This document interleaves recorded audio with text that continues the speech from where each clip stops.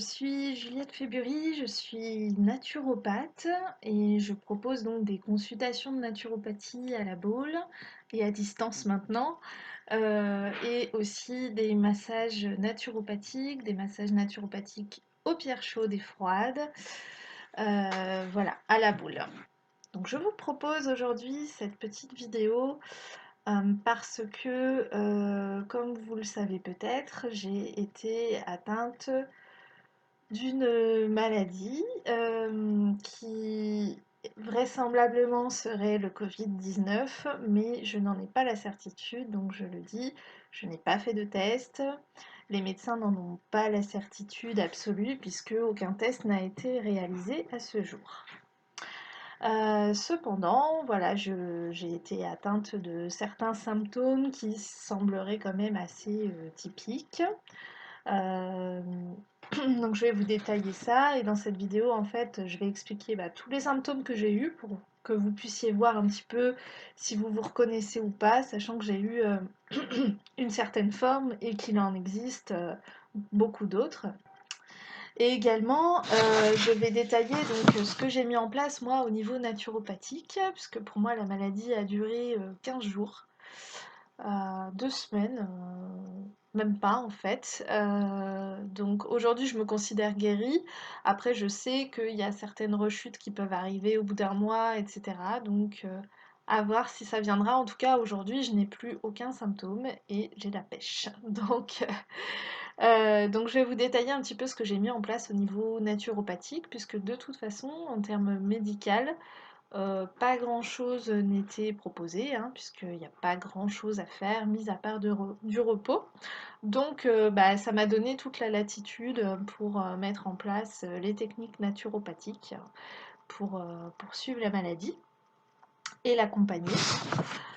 Donc j'ai tout noté en fait, hein. J'avais tout noté, tous mes petits symptômes, tout ce que je faisais, parce que j'adore tout noter. Et voilà, je voulais suivre mes symptômes, suivre tout ça pour pouvoir dire au médecin s'il y avait quoi que ce soit. Et puis pour moi, pour mes observations.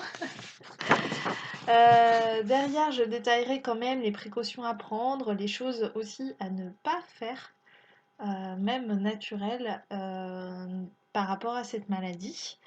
Et puis enfin, je détaillerai quand même des petites pistes notamment pour prévenir la maladie, pour pas qu'elle apparaisse, pour toutes les personnes qui souhaiteraient s'en protéger. Voilà, donc la première partie, donc mes symptômes. Donc je vais détailler moi ce que j'ai eu. Vous allez voir qu'il y a des choses typiques et d'autres pas du tout. Par exemple, je n'ai eu aucune fièvre. J'ai toujours pris ma température, je la prenais plusieurs fois par jour, j'étais pratiquement tout le temps en dessous de 37. Peut-être le plus que j'ai dû faire, ça devait être 37,5, peut-être 37,7 à un moment, mais c'est tout. Après, mon énergie vitale est un peu en dents de scie, donc peut-être qu'aussi que la fièvre aurait dû être présente, mais qu'elle ne l'était pas parce que j'avais peut-être pas assez d'énergie, ou peut-être qu'il y avait simplement pas d'infection ou choses comme ça. Toujours est-il que je n'ai pas eu de fièvre et j'ai très très très très très peu toussé en fait. J'ai eu surtout, donc en fait le premier jour, ça a commencé par des maux de tête intenses, des migraines vraiment intenses. Je mettais mes lunettes, ça, d'habitude si j'ai mal à la tête de temps en temps, je mets un peu mes lunettes et c'est vraiment une question de fatigue, donc je me repose et ça va. Là, clairement, ça passait pas, ça me réveillait la nuit, c'était vraiment très intense. Donc je savais pas du tout que c'était le coronavirus à ce moment-là. Et en fait, le deuxième jour, au bout de vraiment de 24 heures, les maux de tête ont commencé à fortement diminuer, pas s'arrêter, mais à diminuer. Et à ce moment-là, j'ai commencé à être essoufflée. Je m'en suis rendu compte en montant mes escaliers. J'ai été très essoufflée d'un coup et la fatigue est arrivée d'un coup. Enfin, c'était vraiment, c'est comme si ça m'était tombé dessus, quoi. Une grosse fatigue. J'ai dit, ah, fatigue, difficulté respiratoire. Bon, on va voir. C'est peut-être un coup de fatigue, simplement. Et puis, en fait, dans la nuit qui a suivi, j'ai commencé à avoir des douleurs thoraciques, donc vraiment tout le thorax qui me faisait des douleurs, qui se promenaient dedans, qui irradiaient dans le dos, ça me réveillait la nuit, enfin c'était vraiment pas agréable. Euh, donc c'est là que j'ai commencé à me douter de ce qui se passait et j'ai eu un rendez-vous, une consultation à distance avec mon médecin traitant, enfin sa remplaçante qui était tout aussi bien et qui m'a dit qu'elle soupçonnait qu'elle avait quand même beaucoup de cas similaires et que c'était probablement le Covid. Donc à partir de là, je me suis dit, bon, ben, on va mettre en place tout ce qu'il faut au niveau naturopathique. La médecin m'avait donné des, de l'homéopathie. Donc là, je ne dirais pas ce qui m'a été conseillé en homéopathie, parce que l'homéopathie dépend de chaque personne, de son tempérament, un peu comme les techniques naturopathiques. Donc du coup, je ne peux pas vous donner ce que j'ai eu, puisque ce dont vous aurez besoin, ça dépendra de vous. Donc faites-vous aider par un médecin homéopathe. Donc ensuite, ça a continué comme ça, avec ses douleurs, ses difficultés respiratoires, ça va, ça vient. Des fois c'était très fort, ça tombait d'un coup, après chaque effort. Et puis sinon, il y avait des fois où je me dis, bah non, je suis pas malade, ça va. Donc c'était vraiment en yo-yo tout le temps. Et puis au bout du 5e jour, je me suis réveillée avec vraiment cette difficulté à respirer qui ne passait pas. J'avais du mal à parler, je pouvais plus parler en fait. Et ça m'est arrivé plusieurs fois, je pouvais pas parler, j'avais pas assez de souffle en fait. J'ai utilisé un peu la langue des signes, mais pour ça il faut que l'interlocuteur connaisse la langue des signes, sinon la communication passe pas trop. Et donc du coup, pour moi c'était une grosse crise à ce moment-là, je pouvais plus parler, j'étais vraiment essoufflée, essoufflée. Et j'ai appelé le 15 comme me l'avait conseillé mon médecin traitant. Et j'ai appelé le 15 et puis ils sont venus hein, me chercher. Et en ambulance, ils m'ont emmené à l'hôpital. À force d'attendre sur les brancards, au final, le repos aidant et la station, la position semi-allongée, ça m'a finalement aidé à reprendre mon souffle. Donc effectivement, quand le médecin m'a vu au bout de plusieurs heures, ça allait mieux, la crise était passée. Donc il s'est un peu demandé pourquoi j'étais là, moi aussi. Et d'après les analyses qui ont été faites, donc on m'a juste fait une prise de sang artérielle. L'oxygène était tout bon et dans la prise de sang, ils ont vu que mes leucocytes étaient à des taux tout à fait normaux. Donc ils se demandaient en tout cas, s'il y avait infection, pour eux, c'était pas, il y avait aucune chose grave, quoi. Donc, je suis rentrée chez moi, heureusement. Et puis, ça a continué comme ça, en dents de scie. Des jours ça allait, des jours ça allait pas. Enfin, des heures ça allait, des heures ça allait pas. Avec la grosse fatigue, les douleurs thoraciques qui venaient, qui repartaient. Ça se transformait de plus en plus en sensation de brûlure, vraiment de poumons en feu, de poumons brûlés. Et puis, donc ça a commencé à aller mieux petit à petit, et au 9e jour, j'ai ressenti que, bim, ça me retombait dessus comme une rechute en fait, brutale, de fatigue, d'essoufflement, de douleur. Donc je me suis reposée, et finalement, après, de fil en aiguille, ça allait mieux. Au 11e jour, il ne me restait plus que de la fatigue, l'essoufflement partait, et je n'avais plus d'autres symptômes. Et je dirais au 14e jour, la fatigue a commencé à diminuer, et j'ai commencé à retrouver toute mon énergie. Voilà pour mes symptômes. Donc il y a des parties typiques comme les douleurs thoraciques, brûlures thoraciques, difficulté à respirer. Mais voilà, j'avais pas de fièvre, je toussais pas, j'étais pas en état fébrile comme dans une grippe. Enfin, pour moi, c'était vraiment différent. Mais ça va dépendre des personnes et des terrains. Au niveau des cures que j'ai mis en place, donc quand j'ai commencé à me rendre compte que effectivement j'étais malade, j'ai mis en place un peu le plan naturopathique de base qu'on préconise quand on est malade. Donc la première partie, ça va être de supprimer les surcharges. Ça, c'est vraiment ce qu'on doit faire en tout début. Et poursuivre le plus possible après, mais surtout ce qu'on doit faire en tout début pour limiter vraiment l'impact l'impact de la maladie et les éliminations qui vont être déclenchées. On déclenche vraiment des éliminations, on limite vraiment tout ce qui peut encrasser l'organisme pour l'aider lui-même dans son processus d'auto-guérison. Donc, on met en place une alimentation qui est légère, on ne mange pas si on n'a pas faim, surtout quand on est en bonne santé à la base, qu'on n'a pas de pathologie ou de facteurs particuliers. Donc, voilà, j'ai pris des bouillons, une alimentation légère, ou plutôt végétale. De toute façon, j'avais pas envie de protéines animales, j'avais pas envie de. Voilà, donc vraiment léger, légumes, léger, végétal. Et vraiment écouter son appétit, c'est-à-dire que voilà, si on n'a pas faim, on ne mange pas, surtout quand on a un peu de réserve comme moi. Ça va être plus délicat chez les personnes qui ont déjà des difficultés à prendre du poids, mais ça c'est encore un autre sujet. En tous les cas, vraiment, on limite les surcharges au maximum.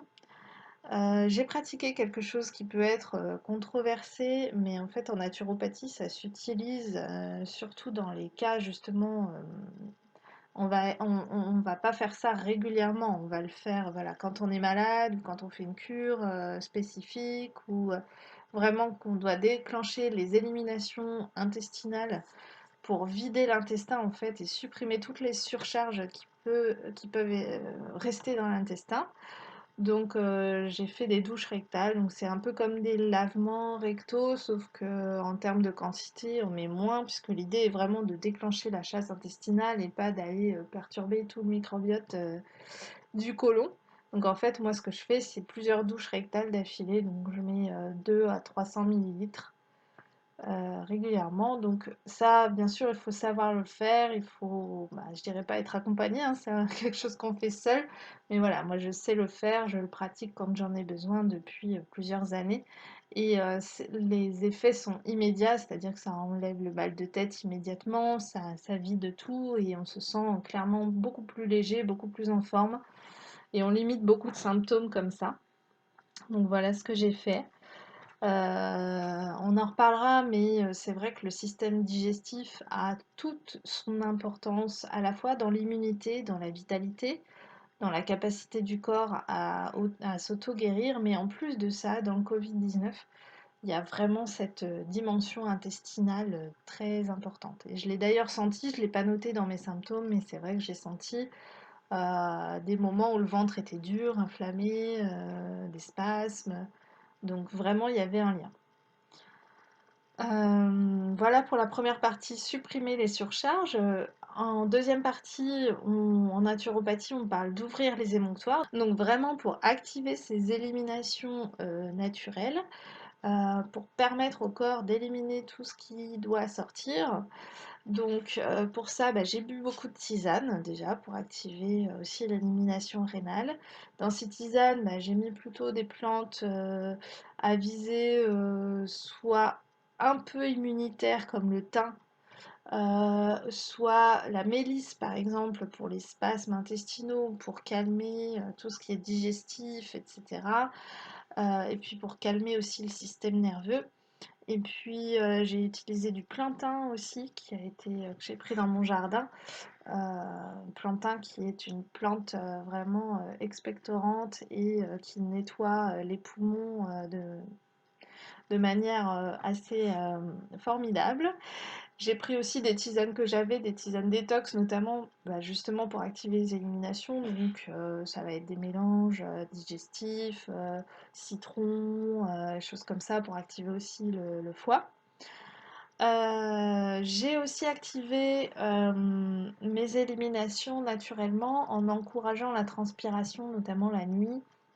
Donc je me suis vraiment bien couverte en fait la nuit pour avoir bien chaud et transpirer.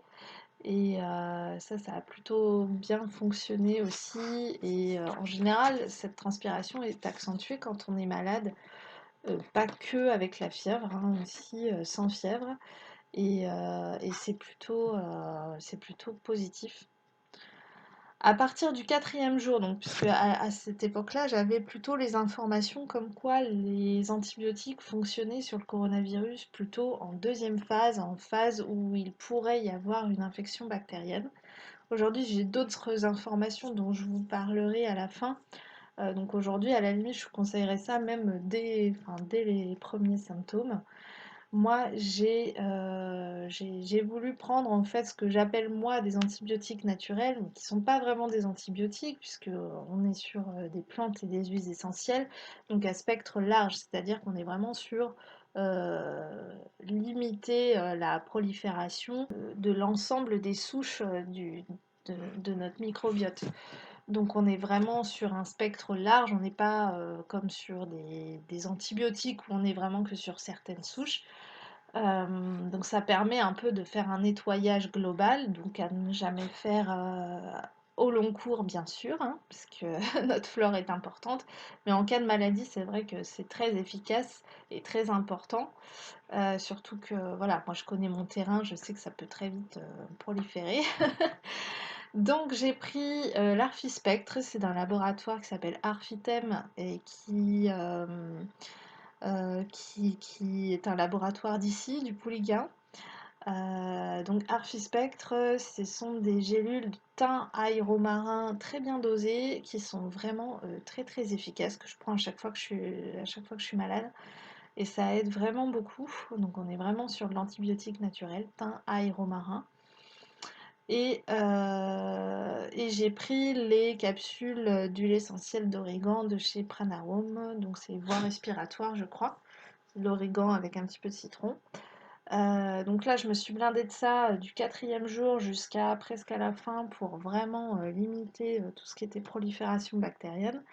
Et au final j'ai pas eu de soucis à ce niveau-là et moi j'ai vraiment senti que ça m'a aidé quand même hein, dans les symptômes. Donc c'est pour ça que je le dis. Et ce que j'ai fait aussi qui m'a aidé, alors j'ai utilisé l'huile essentielle de Ravinsara euh, en application locale sur le thorax, au niveau de la nuque, du cou et sur la plante des pieds. Et j'ai demandé à mon conjoint de me le faire à chaque fois parce que du coup pour moi c'était vraiment un moment de détente où il prenait soin de moi en m'appliquant l'huile essentielle et du coup à chaque fois c'était un vrai bonheur et je respirais beaucoup mieux à chaque fois après. Donc c'était vraiment une libération à chaque fois. Donc je pense qu'en termes symptomatiques, c'était vraiment royal. Donc ça, je le recommande. L'huile essentielle de Ravinsara, en plus, elle comporte très peu de contre-indications. Elle peut s'utiliser pure chez les personnes qui le supportent.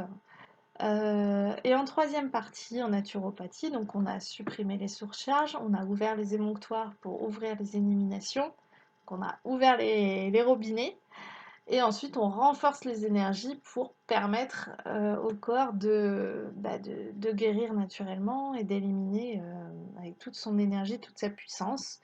Donc moi pour ça, j'ai mes chouchous, j'ai ma spiruline que j'utilise en alimentaire et qui me booste bien à chaque fois. Donc j'ai vraiment pas lésiné dès que je mangeais, voilà, je prenais de la spiruline, de la levure de bière aussi pour toutes les vitamines du groupe B et des minéraux qui vont être importants comme le sélénium, comme le zinc. Donc voilà.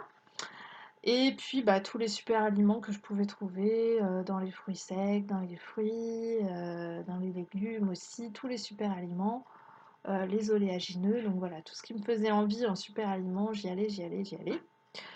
Donc ça m'a bien aidé. Il n'y a pas de secret en fait hein, en naturopathie pour renforcer les énergies. La première chose, le premier conseil, c'est le repos. Donc vous avez pu voir, ce que j'ai fait moi, c'est que comme m'a demandé le médecin, en fait, je me suis mise en arrêt. C'est-à-dire que même à distance, je ne travaillais plus, je prenais soin de moi. Donc repos, repos, ça a été compliqué, mais on a réussi.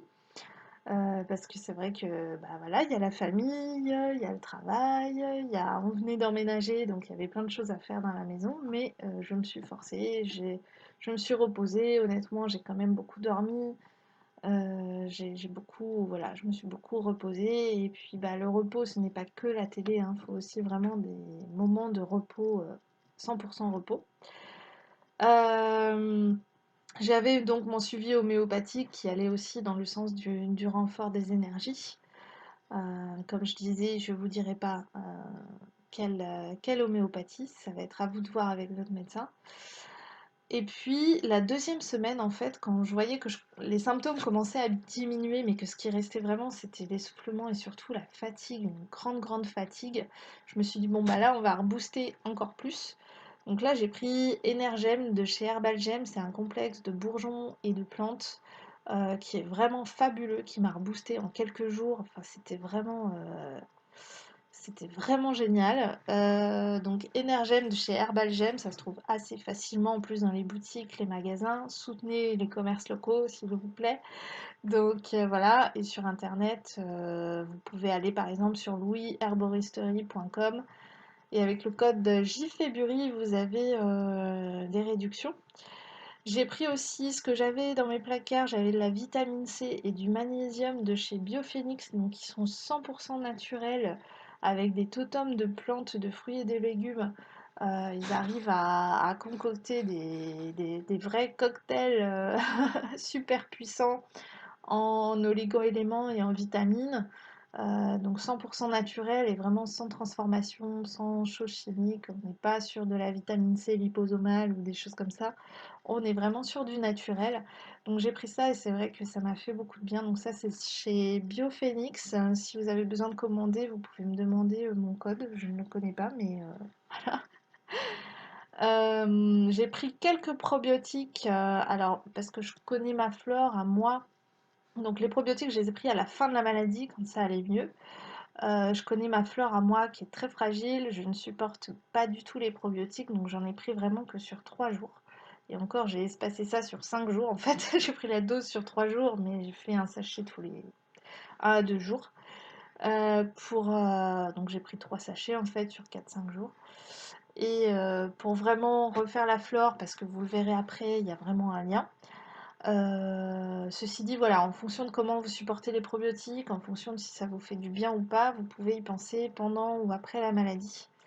Ça peut être intéressant, mais ça va être en fonction de la flore de chacun.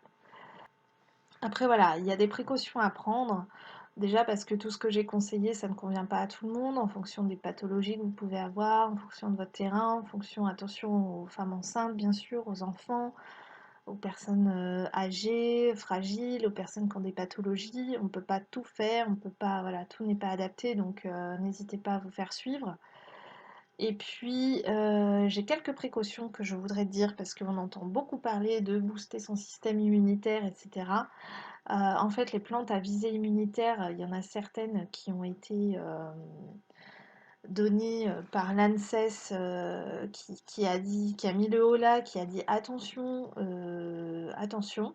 Parce qu'en fait, ce qui se passe, c'est que dans les cas les plus graves de Covid-19, donc ceux où il y a des décès, on a un orage cytokinique en fait qui se met en place. C'est un processus inflammatoire qui en fait qui s'emballe et qui fait que les poumons lâchent et les organes lâchent d'un coup à cause de cette énorme poussée inflammatoire incontrôlable. Donc ça s'appelle l'orage cytokinique et en fait, moi je pense que les plantes immunitaires, à visée immunitaire, il faut vraiment bien les connaître. L'échinacée, le sureau, à la limite le sureau ça va, mais l'échinacée, toutes ces plantes-là, attention, qui sont vraiment à visée immunitaire, ainsi que toutes les plantes anti-inflammatoires, surtout à des doses vraiment efficaces en tant qu'anti-inflammatoires. Donc le curcuma, la reine des prés, les choses comme ça. Donc attention, attention, hein. L'ANSES a bien dit d'ailleurs récemment dans des communiqués que ces plantes-là étaient contre-indiquées dans le cas du Covid-19.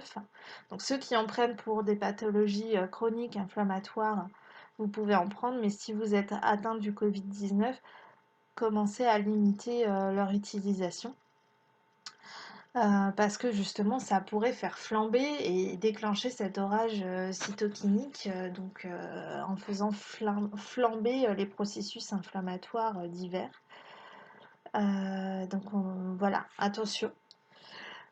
Donc moi, je préconise plutôt par une hygiène de vie, par l'hygiène intestinale, voilà, ces manières douces, plutôt que d'aller vraiment sur des plantes immunitaires pour booster son immunité. Et là, j'en viens à la quatrième partie de la prévention, comment booster son immunité naturellement. D'ailleurs, on ne dit pas booster son immunité, on dit renforcer, parce que booster, ça voudrait dire justement qu'on va suralimenter le système immunitaire. Donc, ça pourrait être le cas d'une allergie, par exemple. Donc, on n'est vraiment pas dans cette recherche-là. On va être vraiment dans le renforcement de l'énergie vitale et de l'hygiène digestive par exemple, parce que on a vraiment ce lien entre immunité et système digestif déjà d'abord, entre vitalité et système digestif. Et puis aussi on a des récentes découvertes et des pistes qui sont actuellement des théories mais qui commencent à se vérifier par les faits.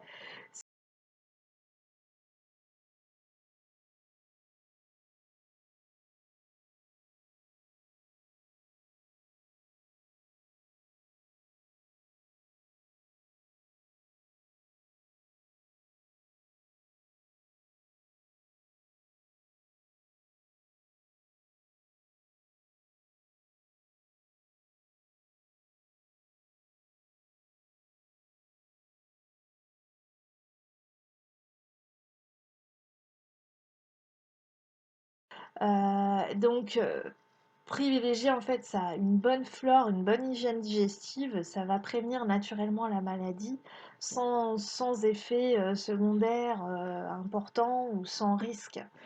Donc voilà, vraiment une bonne alimentation, une bonne digestion, une bonne hygiène digestive et intestinale, ça va être le premier cas. Si vous avez des problèmes digestifs, intestinaux ou quoi que ce soit depuis plusieurs mois ou plusieurs années, bah, ça peut être le moment de se pencher là-dessus, de travailler votre terrain avec un naturopathe par exemple. Voilà.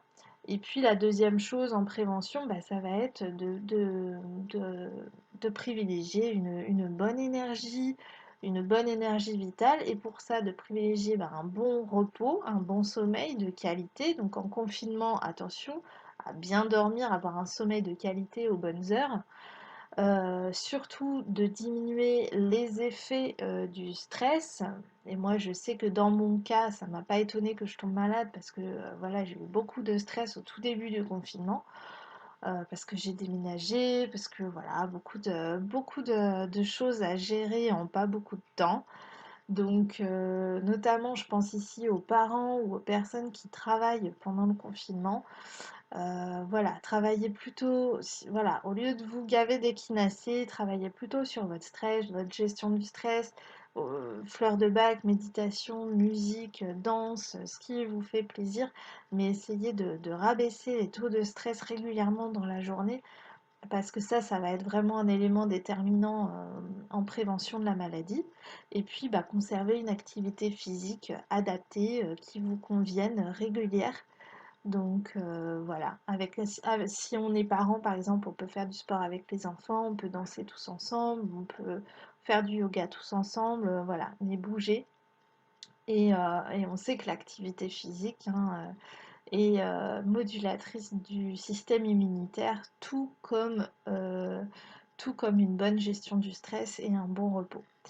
Voilà, donc j'ai oublié de dire par rapport à aux vitamines et minéraux, donc beaucoup de questions se posent à ce niveau-là. Donc effectivement, la vitamine D, c'est une vitamine que je conseille dans tous les cas pour les personnes qui résident en France et qui ne vont pas sous les soleils tropicaux 6 mois dans l'année. Donc cette vitamine D, elle se prend sous la forme de gouttes de vitamine D3. Essayez de privilégier bah, des bons laboratoires qui vont proposer de la vitamine D3 de qualité et sans trop d'excipients malencontreux, indésirables. Moi, je propose la Desplante, voilà. Après, il y en a aussi d'autres avec d'autres marques qui proposent d'autres choses. En tous les cas, sous forme de gouttes, à prendre tous les jours ou presque, à raison de 1000 à 2000 UI. Donc après, en fonction du dosage du produit, 1000 à 2000 UI par jour. Et sachez que la vitamine D, vous pouvez la faire doser quand vous faites une prise de sang. Vous pouvez rajouter la vitamine D, simplement comme ce n'est plus remboursé par la sécurité sociale. Vous n'avez plus à le demander à votre médecin qui ne fournit plus ces ordonnances. Donc mais vous pouvez le demander vous-même et dans ce cas-là, vous paierez vous-même cette analyse qui va de l'ordre de entre 10 et 25 € pour l'analyse. si vous pouvez la doser. Si vous en avez l'occasion, ça peut être intéressant pour voir un petit peu à quel dosage vous pouvez prendre la vitamine. Voilà, en tout cas, elle est conseillée tous les mois de l'hiver et éventuellement à l'automne et au printemps si l'exposition au soleil n'est pas suffisante. Elle se trouve aussi dans l'alimentation, mais très rarement, et surtout dans des produits supplémentés en vitamine D de mauvaise qualité, donc en fait sans vrai apport. Voilà. Par rapport à la vitamine C qui peut être conseillée par d'autres thérapeutes, moi je ne la conseille pas forcément à haute dose. Par contre, si vous ressentez effectivement de l'essoufflement et de la fatigue, ça peut être intéressant d'en prendre sous forme naturelle, de la vitamine C qui vient de l'acérola par exemple. Moi j'ai pris celle de Biophénix, mais il en existe d'autres qui viennent de l'acérola, mais plutôt, je privilégie plutôt la qualité plutôt que la quantité de vitamine C. Ce qui est dit par rapport aux hautes doses de vitamine C, c'est en fait par rapport à des études qui auraient eu lieu, c'est totalement faux et tronqué. C'est par rapport à des gros traitements qu'on a donnés à des personnes qu'on a associés à de la vitamine C à haute dose en tant qu'antioxydant, étant donné que les traitements qu'on donnait provoquaient un gros stress oxydatif. Donc c'était juste en lieu et place d'antioxydants majeurs quand on crée un stress oxydatif. Bon, là, on est vraiment sorti de ce cadre-là. Et dans ce cas-là, moi, je conseille de la vitamine C naturelle à des doses physiologiques. Donc, si on veut se supplémenter pour être sûr d'avoir ces apports, voilà, prendre de la vitamine C naturelle, comme on peut en trouver chez plusieurs laboratoires. Faites attention, prenez soin de vous, c'est vraiment un temps où on est censé prendre du temps pour soi. Alors bon, je sais que c'est pas facile pour tout le monde, moi clairement ce n'est pas évident non plus en tant que maman, en tant qu'entrepreneur, mais il faut essayer de s'y mettre. Voilà pour mes petits conseils. Ça ne tient qu'à moi, hein. Ce que j'ai fait pour moi, ça peut ne pas marcher pour certains, ça peut marcher pour d'autres. C'était vraiment pour vous faire un petit retour, un petit coucou. Et puis, je vous retrouve un peu plus tard pour des prochaines vidéos.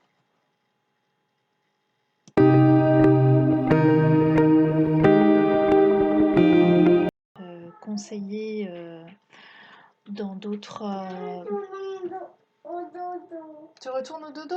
Oui. Retourne au dodo. Je retourne pas au dodo. Retourne au dodo. Je retourne pas au dodo. Fais ton temps calme alors. Mais il finit mon temps calme. Alors j'arrive dans 5 minutes. Je finis un truc et j'arrive. Tu fermes la porte? Allez, vas-y. Donc la vitamine C qui peut être conseillée par beaucoup d'autres personnes, d'autres thérapeutes. Quoi? Néo, tu me laisses 5 minutes toute seule, après j'arrive, on va regarder un dessin animé. Allez, ferme la porte. Donc, par rapport à la vitamine C qui peut être conseillée par d'autres